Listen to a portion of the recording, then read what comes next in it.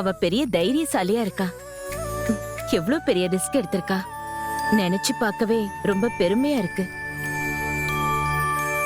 கிருஷ்ணா, நேத்து ராத்திரியில இருந்து எனக்கும் ஃபோன் மேல ஃபோன் வந்துகிட்டே தான் இருக்கு. நம்ம பிசினஸ் கிளையண்ட்ஸ், ஃப்ரெண்ட்ஸ், ரிலேட்டிவ்ஸ்னு அத்தனை பேரும் ஃபோன் பண்ணி இந்த விஷயத்தை பத்தி தான் கேக்குறாங்க. என்ன ஆச்சரியம்னா யாருமே நெகட்டிவாவே பேசல.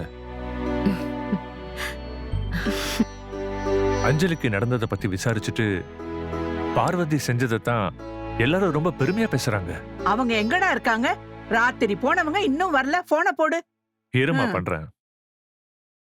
அப்பா, மாப்ள, அங்க பாருங்க. பார்வதி, அம்மா,